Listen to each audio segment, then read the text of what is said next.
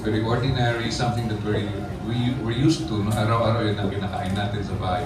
Why do you think is a show devoted to lutong bahay worth a daily program like this? Bakit tayo nagde-devote ng isang buong programa every day na devoted lang to something that is so ordinary for all of us? Feeling ko po, yes, it is ordinary. Pero magkakaiba po tayo pagdating sa loob ng bahay. Magkakaiba yung dynamics ng pamilya natin. Magkakaiba tayo ng roots. Maraming pamilya na nalahian ng ibang kultura na din. Actually, surprisingly, so far po sa mga guests namin, may mga dish na ang lutong bahay na sinishare nila is may influence ng mga Vietnamese dishes or mga American din. Iba-iba po. Kaya feeling ko magugulat din ang ating mga viewers na pagdating kung ano yung kino-consider mong lutong bahay, iba pala yung mga lutong bahay sa ibang bahay. So I think this show, Lutong Bahay, is a good platform for other people, like our viewers, to really see a new side of our guests, na makita kung paano naman sila sa bahay. Kasi usually nakikita natin itong mga artistang itong nakaayos lagi, na best foot forward, nang nagtatrabaho. But this time, we see them comfortable at their homes and sharing their stories. And of course, yung pinakamalapit sa puso nilang dish. Yun po. Can we hear from the others? Sure. For me po kasi, ako po as a professional chef, I work as a private chef for other food brands dito sa Philippines. Dito sa Lutong Bahay, na-discover ko na yung Lutong Bahay nila, katulad ng sinabi ni Mikey, may iba't ibang version siya. Hindi siya yung standard recipe na nakikita natin online. Meron silang, for example, yung isang guest namin, yung recipe na yun from his lola, ganyan. Kami, di ba, pag nagluluto tayo, meron tayong sinusunod na mga standard recipes talaga. Pero dito kasi sa Lutong Bahay, makikita nila kung paano nila ina-elevate yung mga dish based doon sa experiences nila na nakakatuwa kasi meron din kaming na-absorb na mga cooking techniques na kakaiba from their family. Kaya it's really interesting kasi kung kami yung tatanungin, nagluluto po talaga kami. Pero nakakatuwa, natututo din po kami dun sa mga guests po namin. Yun po. Si Dude. Ay, sorry, kinakabahan po ako eh. Pero ano po, yun din, para sa akin, every lutong bahay po kasi is still personal po sa mga kanya-kanyang bahay. At yun, tulad din ng sabi ni Mikey, yung mga tao, sanay pong nakikita yung mga artista na may mga kanya-kanyang karakter sa mga palabas nila. Pero dito po kasi iba eh. Para sa akin, nararamdaman ko pong talagang parang nasa bahay po. Parang nasa bahay po talaga kami ng artista at nakapasok po kami kahit man lang saglit sa loob ng buhay nila. And for me po, kasi nanonood din naman po ako ng mga ganitong show parang feeling ko po isa po yun sa makakahiligan ko. Yung maramdaman na parang kaisa ako ng artistang nasa show. Yun lang po. Sa akin naman po, yung Lutong Bahay, lalo na itong show namin, hindi lang basta tungkol sa recipe yung pinag-uusapan po dito. Isa sa pinakamalalim na kwento is yung kung paano sila niluto ng buhay. Kung paano sila nahulma, kung anong lasa ng buhay ang meron. Hindi lang po yung puro pagkain lang po ang na-share nila sa amin, na-share namin, kundi kung ano yung mga nangyari sa buhay nila nang dahil dun sa isang recipe na yun. Masaya po kami na na-witness namin yun, na-share nila sa amin yun. Na-share nila sa lahat ng mga magiging viewers namin yung mga pinagdaanan nila kung paano sila niluto ng buhay. So, sobrang grateful po namin na isa kami sa part ng show na to, ang Lutong Bahay. And parang gusto ko yung podcast. Thank you. Nakapag-prepare. Nakapag-prepare? Kaya wala pa rin sa amin eh. Sinamaris ko lang sa Sorry. Salamat. Well done. Thank you. Thank you po, Sir Nestor. Chef Hazel was cooking there. Grabe, ah. Very cooking Very ina. cooking. Let her cook. Okay, thank you so much, Ernesto. Next up, we have our next question from Miss Carissa Alcantara of Manila Hi, Polytech. hello, good afternoon. My first question is for Direk. Hello po, good afternoon. Direk, question lang po since this is a board show. Like, paano na lang po yung dynamics nila on set? Like, especially po dun sa mga content creators na syempre, hindi naman from online to TV na. Like, paano po sila nag-work on set? Sabi sila lahat? Yung dynamic nila on set, pag nag-shoot. What's fun when we're shooting is si Mikey, every co-host, may kanya-kanya silang flavor, may kanya-kanya silang dinadalang bago sa show. If I can describe them, si Chef Hazel, super engaging siya. And sabi nga nila, cooking nila. So, pag mga mother stories, sobrang makaka-relate yung mga viewers natin. Si Chef Elite, very informative, very technical. Sa kanya ako, pag nakikinig kami, ano pala yun, may kwento siya, mga stories, mga educational. And then si Dudut, ang masasabi ko sa kanya, komedyante, natural comedian. Natural. Pero kinakabahan siya, pero sabi ko, hindi, nakakatawa. Kung sobrang, pag napanood nyo siya, makikita niyo yung sinasabi ko. And of course, si Mikey. What can I say about Mikey? Mikey is very, very collaborative. Sobra. Tuwing bago kami mag-shoot, tatanong niya, Direk, pwede ba gawin natin ganito? Mas gusto ko. Sobrang sensitive niya sa mga guests natin. Kaya yung mga kwento na maririnig natin, marami dito bago.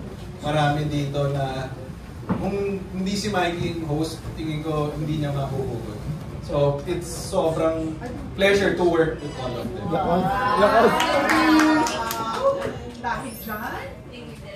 And my second question po is sa kay Miss Mikey. It was mentioned earlier na gusto mo, parang dito mahahasa yung hosting skills mo. So, ano naman yung i-offer mo sa audience as a host? Feeling ko kasi with all the projects I did before, lahat I play a character. And this is the very first time that I'm really showcasing my skills as me, like as Mikey. And so far, with my years in showbiz, one of the common comments that I get from my teachers, like my acting mentors, is that they say I'm a really strong empath now. And I take pride in that. It gives me confidence na sinabi yun ng mga teacher ko sa akin. Dito sa pag-host ko sa Lutong Bahay, yung mga chef natin ang expert sa kusina. And I think what I can contribute as a host is that fact na yung strength ko as an empath by connecting with the guests and feeling them out, asking them the right questions to bring out the stories we want to hear. Because may tiwala ako na yung gut feeling ko, kung saan ako curious na tanungin, yun din yung gustong malaman ng mga taong manonood. Kasi yun yung hindi ko pa alam about them eh. So most likely, hindi pa yun alam ng mga manonood na tao. And I really see this show as a good opportunity to humanize the artists, yung mga iniidolo natin. Kasi ang akala ng lahat, parang yung mga iniidolo nila ang layo, ang hirap abutin, parang hindi achievable, ganyan. But they're people too, tao din sila, tao din yung mga iniidolo nila. And this show can show that side, yung tao side. Ayun. And yeah, yun. Thank you. Thank you and congrats. Thank you. Thank you, Ms. Carissa. Here's our next question. This is from Mr. Nicky Wang of Manila Standard. So he sent me his question. This is for Chef Hazel, Chef Elite, and Kuya Dudu. Here's the question. Can you... Sana ba? Wala namang numbers. Na-check ko naman po. Can you briefly share with us your background? Was cooking really your first love?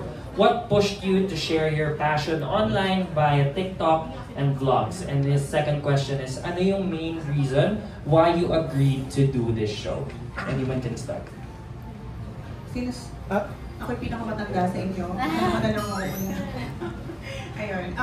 Nag-start po ako magluto 8 years old kasi dahil, hindi naman sobrang nagluluto na, no? Pero, kumbaga, growing up, ang mga lola ko kasi, may karinderya sila dati sa Divisoria.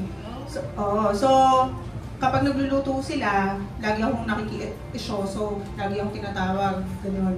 So, parang 8 to 9 years old, alam ko na kung paano magsangkot siya ng pangminudo, mga ganyan. So, nanonood ako sa, nakatungtong ako sa ganito, sa upuan. So, hanggang sa nagkaanak na ako, syempre, kailangan na syempre matuto tayo magluto.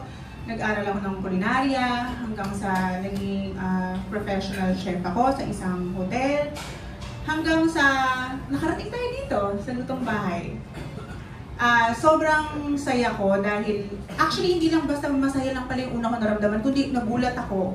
Hindi ko ine-expect na sa dami-dami ng mga content creators, or I mean, food content creators, bakit isa ako sa mga napili ng show na to? Bakit isa ako sa mga mapalad na pitch nila para sa gawin tong show na to at maging co-host ni Mikey. So, doon pa lang parang sobrang grateful na oh my God, ang dami-dami dito. Ang daming, alam mo yun, mas kesa sa akin, pero bakit ako?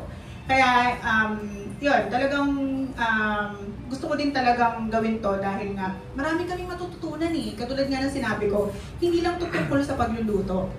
Marami din kaming pwedeng i-share at the same time, yung mga nagiging guest namin, marami din nasi-share sa amin na mga kwento nila sa buhay nila. So, isang malaking karangalan na masama kami dito sa Lutong Bahay.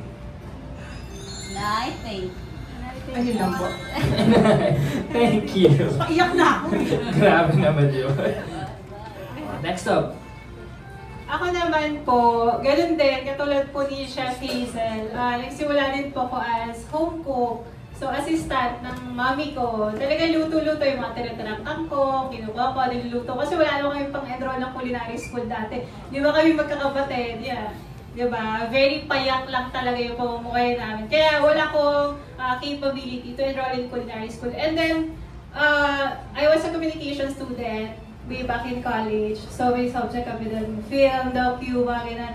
And then, yun yung nagamit ko to also work din ako as a salesperson sa Toyota for 6 years. So feeling ko, yung makikipag-usap ko sa tao doon, and at the same time, yung learnings ko ng college, nagamit ko siya sa vlog. Kaya totoo na diploma is diploma talaga.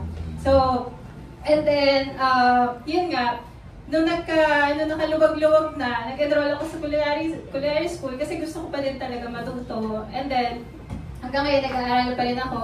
Tapos, yun, nag-vlog ako. Scholar ka, di ba? Yes, scholar ako ngayon sa ISCAM. So, dito lang sa QC. Nag-aaral ako ulit kasi gusto ko yung tinuturo ko online. Kumbaga, ano talaga, very technical. Kasi may mga bata akong audience na wala din, katulad ko dati, na walang pang-enroll sa culinary school. Yun yung goal ko ngayon na hindi sila capable mag-aral sa culinary school. Kaya ako muna yung maging teacher nila. So yun, and then nag-vlog ako, hindi naman automatic may nanood. Kasi nakailang upload din talaga ako. And yun nga, nagsimula din lahat sa TikTok. At saka same with Chef Hazel, nagtaka din ako, bakit po ako? Minsan nga, di ba? Natatanong ko din yung sarili ko. Pareho pala tayo ng nararamdaman. Diba?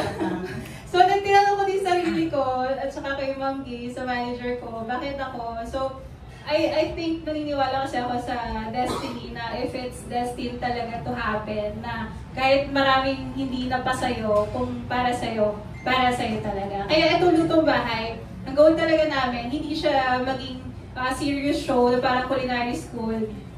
Yun nga, para mapa-feel namin sa audience na ito yung nangyayari sa loob ng bahay ng mga artista. Yun, natututo sila, natututo din po kami. Yan lang po. Yan, yung sa akin naman po, ako din, ganun din. Pre-press pa tayo ng kwento. Kasi ganun din, nagsimula din po ako ng bata sa pagluluto. At kung aaminin ko lang po, pinalalim po ng mga shows about sa pagluluto, yung pagmamahal ko sa pagluluto.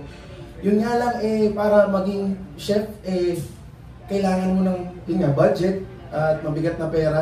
So, ngayon pong nag-work na ako, nagkaroon po ako ng chance na makapag-aral ng culinary. And right now po, I'm still a student chef. But I consider myself a home cook. Thank you. Thank you. And yun po, yung sa mga videos ko po, ang ginagawa ko nagluluto po ako para sa mga kaibigan ko. Kasi sinasabi ko nga po, I love cooking, I love my friends. Put them together, I love cooking for my friends. So, yun po, sinasabi ko lang na parang, grabe po, talagang kinakabahan po kasi ako, sorry po. Pero yun, tapos kung sa kanila po, nung time na natap sila ng lutong bahay para maging part ng show, nagtanong sila na, bakit ako? Ako po naman nung sa bahay, sinabi ko, yes, ako na to, sabi ko. Kaya, sabi ko, I'm always willing to try new things, and yun, I'm willing to learn, and also I'm willing to share kung ano yung alam ko. Kaya I'm so happy to be part of Lutong Bahay. Thank you po. Ako rin po nagsimula akong kumain nung pinanganak ako. Sabi. Mema lang. Gatas-gatas muna.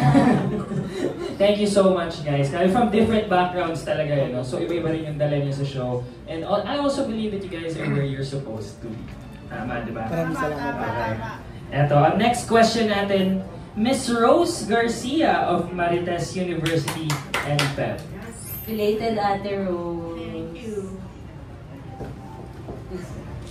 Una parang kay Mikey.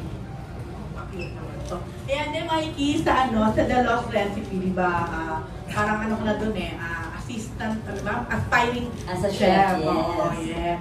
So, in a way ba, nagkaroon yun ng parang na-inspire ka doon, and in real life ba, papunta ka na dun sa naisip mo na rin o gusto mo na rin mag-take or mag-culinary, or like ito sa Lutong Bahay, feeling mo ikaw na lang yung magpo-provide dun sa mga chika, yung mga pagmamarites, ika nga. Feeling ko, Ate Rose, hindi...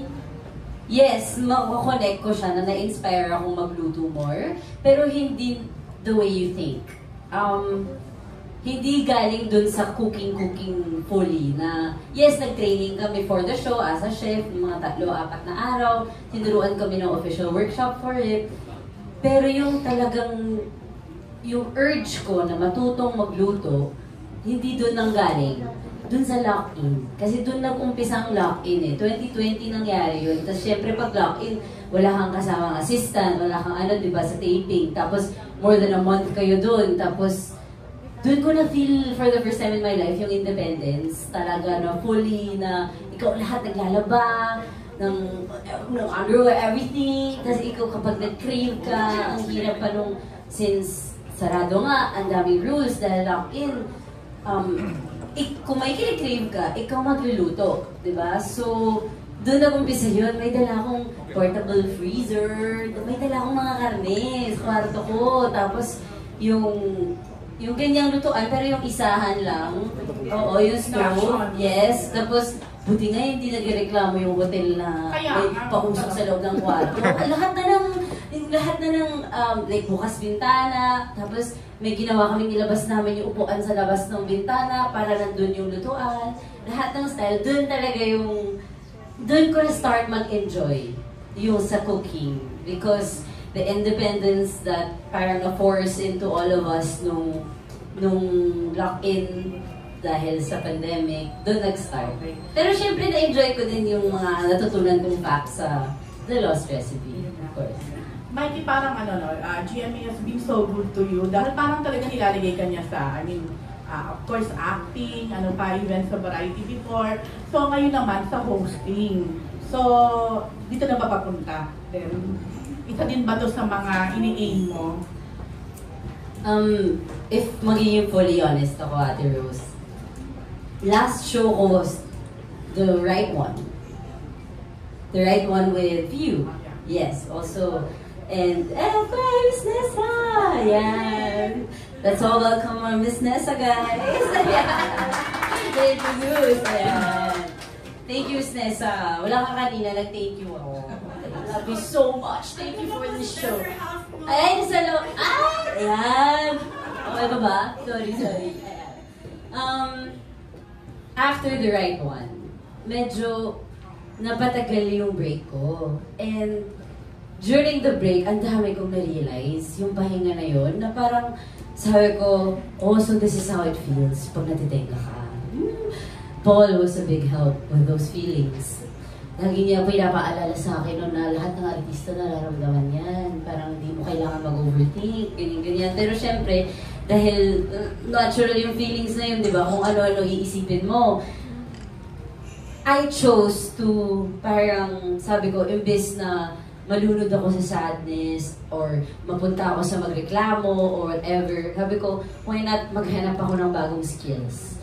During that break, nag-request ako sa Sparkle. Sabi ko, pwede ba ako mag-workshops? Hindi pa ako hindi pa ako nagko-comms workshop ever, yung public speaking workshops. So, I tried it out and super nag-enjoy ako na tinuruan mag-hosting and everything. Tapos ang dami kong natutunan, nagbago ang daming nagbago sa views ko pagdating sa showbiz din. Tapos, hindi ko lang inakala na ganito kabilis yung inaral ko sa workshop, magagamit ko agad. Like 4 months, 5 months in that workshop, kinontak ako for Lutong Bahay. So parang grabe talaga si Lord. As in, grabe si Lord na parang doon ko na-realize, if pinili mong mag-trust sa Kanya and to stay positive, He's really gonna bless you more. And to trust the people around you na they're gonna see it. Yan, sila Miss Nessa, hindi nakakalimot. The whole trip, pinapa naman. I love that they appreciate the effort you give sa trabaho. Kasi, I'm not the type of artist na manghihingi, na please naman po, may pong trabaho. And di ko na-feel na kailangan mag-ganon. Kasi, naniniwala akong pag nakita ng mga boss na deserve mo or nag-e-effort ka, they're gonna trust you with it. And I really want to deliver and make them proud and sana hindi sila magsisi sa desisyon nila. Yeah. Alam mo, hindi ko akalain na hindi na-discover yan before ay napaka-outspoken mo. Talaga ba? Sa hosting? Akala ko pang mga vlogging lang ako, pang social media ko, ganyan. Ayun. Anyway, eto. Bago to, na di ba nagkita tayo nila, Paul, napaka-proud ni Paul sa'yo. Sa kanya ko nga nalaman na hosting ka na and you have a new show. Sabi niya talaga, grabe ate, mag-host na si Miley. She's so proud. So, anong say mo doon? And follow-up question. Anong luto ni Mikey na paborito ni Paul? Short kwento dun sa unang tanong mo, Ate Rose. Alam niyo ba nung lumabas yung trailer? Umiyak siya! Umiyak siya! As in, kasi yun nga, he knew how I felt. Siya yung nag-comfort sa akin nung medyo nag-overthink ako dun sa tenga moments ko. And alam niya yung pakiramdam and yung meaning sa akin ng Lutong Bahay nung pumasok yung Lutong Bahay sa life ko. Walang mag-iiyakan dito. Pero kasi I lost my lola nung June. And kinuwento ko earlier na siya yung laging nagluluto sa bahay, diba? Tapos nung week niya, parang sa family ko, may isa-isa siyang naaayos sa mga buhay ng mga kapatid ko, ng mga matatagal lang problema. Tapos lagi ko siyang binubulong. Sabi ko, Nay, ako din na. Wala akong specific na hinihingi kay nanay na blessing na naayusin niya sa life ko. Pero naramdaman ko nung the morning after na sinabi sa akin kung Lutong Bahay na si nanay eto, kaya nangyari to. Yun yung inayos niya sa akin, nag-support siya na kahit hindi niya napapanood to. Sobrang feel ko si nanay. Si mami kasi sobrang na-feel ko na yung guidance ng lola ko na alam niya yung feeling ko napapansin niya na yun. Kasi bago siya mamatay, tinatanong niya ako, wala ka bang show, Mikey? Namimiss na kita sa TV. May ganun siya. Right after niyang mamatay, pumasok to. I'm sure kung naabutan niya to, oh my gosh, talaga. Well, yun lang. Huwag na tayo magdramahan. Yun lang. Payak na ako. Yun lang. Pero, ano ha? Di Rose na to. Wala na kaya ako. Nakakaya ka naman. Yun. na, yung anong pagkain o anong luto mo Yung food na na favorite sobrang ni gustong-gusto ni Paul? Kape. Sa totoo lang, yun yung lagi niyang nire-request. Kape. Kasi So, iba bartender daw. pala tayo papunta. Oo, iba daw yung kape pag ako nagtitimpla. Yun. Matamis daw ba? Pero ang favorite niya talaga, tinola. Tinolang manok. So, napagluto mo na siya noon. Hindi. Yung ako nagluto, ininit ko na para sa kanya, pero yung ako gumawa kape. Ang naluto ko na for him, steak. Kasi pag steak talaga ang toka ko sa bahay. Yan ang specialty ko po. Lahat na lang. Ilang taon na nga kayo ni Paul together? Teka, baka mamali. Magpo-4. Magpo-4 na pala. Yes. So, how's the 4 years so far? Siguro by now, masasabi ko po, na-feel sa akin ni Paul yung hindi ko ina-expect. Akala ko di kami aabot sa ganun ka-deep na connection. By now, na-feel ko na kay Paul yung level of trust na we have. I feel safe with him na I think that's hard to reach eh. Yung kaya mong sabihin kahit ano sa kanya, kahit alam mong ikakagalit niya, sasabihin mo pa rin kasi ganun kakatiwalang safe ka sa kanya. Yun. Yan. Okay, congrats, Mikey. Isa pa. May isa pa! Kay Chef, kay Chef Hazel. Ayan. And kay Chef Philip. Ilip. Okay. May anak ka na rin? Tama ba? For mom po ako. So, meron po kami doon. Okay. Trying pa lang. Trying. Kakakasal ko lang po last June. Nandun po yung husband ko, si Raz. Okay. Yung kaya I-ask. Kasi kay Chef Hazel, Yes, po. how was it being a mother, influencer? I mean, your cooking? Sobrang laki. Kasi, matagal na panahon na dalawa lang din naman kami ng anak ko eh. So,